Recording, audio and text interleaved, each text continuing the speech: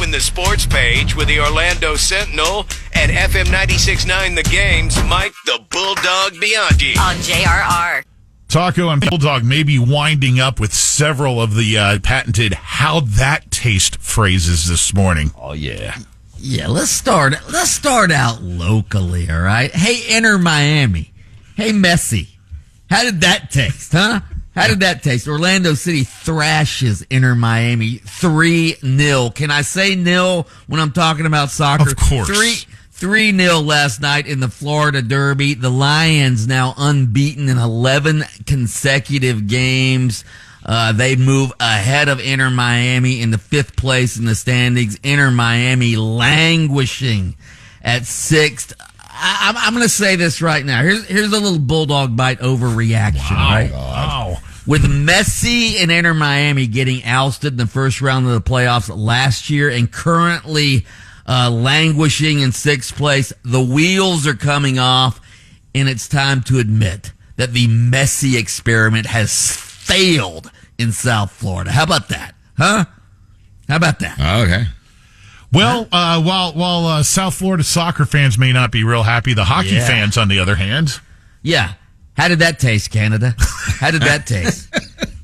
The poor Canadian hockey fans, those poor Toronto fans, Game 7 in their own arena last night, they get routed 6-1 by my Florida Panthers. How about Sergei Bobrovsky, our goalie, 19 saves for him, and now they move on to play the Carolina Hurricanes in the conference final, all Southern final. First game Tuesday night. With all the Southern teams dominating hockey right now, maybe they should change the name of the Stanley Cup and make it like the Stanley Spit Cup. You know, where you can spit your skull. Like a dip spit. Yeah, let go. The Great White North down to a one final hope in the Edmonton Oilers. Yeah. They played Dallas. Dallas is third year in a row. Dallas Dallas has made the Western Conference Finals. Yeah, so good for them.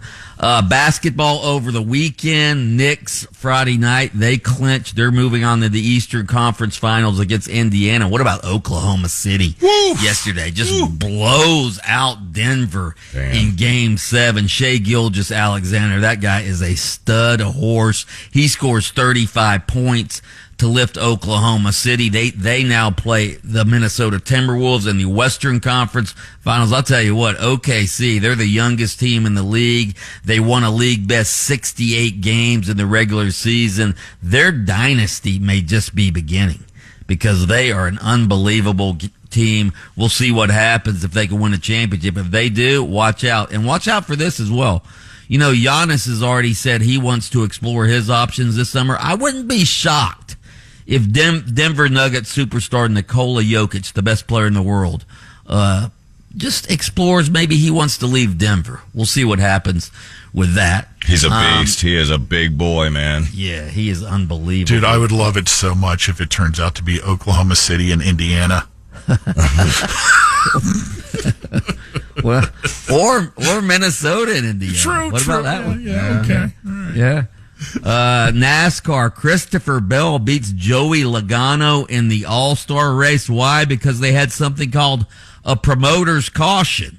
All right. I guess anytime during the course of the race, the promoter of the race can call for a caution to make for closer racing. So near the end of the race, the promoter, even though there was no reason to call a caution, he calls a caution, and that allows Christopher Bell, that bunches up the cars and allows Christopher Bell to beat Joey Logano. Joey Logano chose not to get some new tires during the caution, whereas Christopher Bell did, and he runs down Joey Logano to win the race. What do you think about the promoter's caution, Lynch? Well, cost somebody $1 million. That'd be Joey Logano.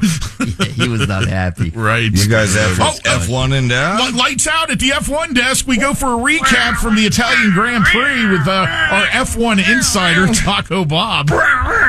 Didn't even know where the race was on Friday. Yeah, but then I flew from Rockville directly there to see, Piastri or whatever your name is. You're gone because Verstappen is strapping on the next win. Max Verstappen.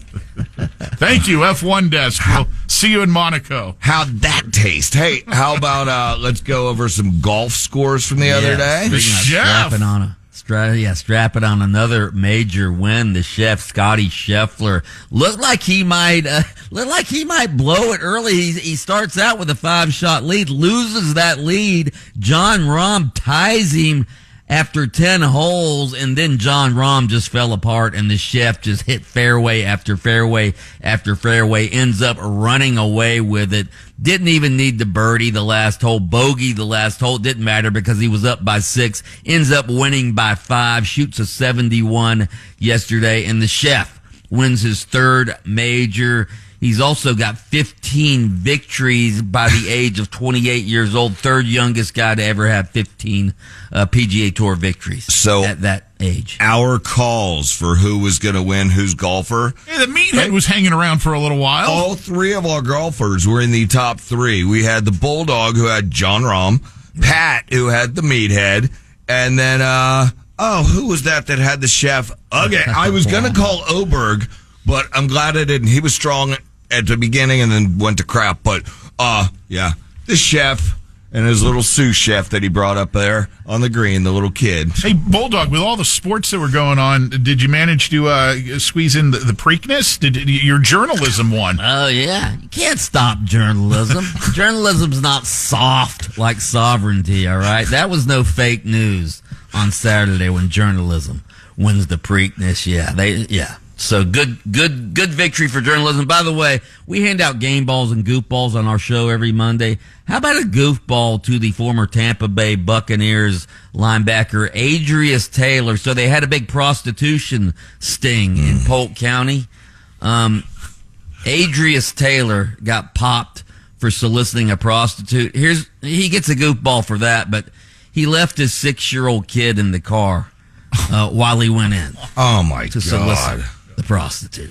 This wasn't the thing like with wine coolers and stuff on Catch a Predator deal, was it? Who leaves their kid in the car? I think it was legit whores. Sorry, I don't think it. No.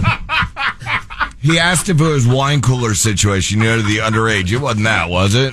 No. Oh, good. I don't think so. I mean, not that prostitution's great. Legit whores. Okay. I may have gone to a boogie bar on a Friday night. As we've careened down the Rocky Embankment, we'll just say he is Mike the Bulldog Bianchi, host of Open Mic on adjacent to us weekday mornings, AM 740 and FM 96.9 The Game. And thank you, Dog, for taking time to tell us how things taste over here during the sports page on JRR. By the way, happy birthday to Martina Navratilova today. Check.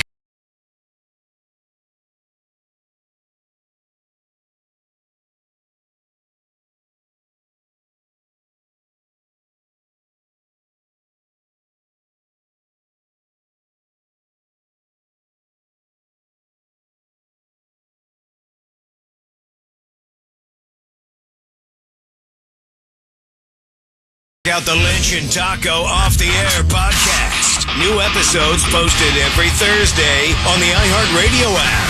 Download it for free at WJRR.com.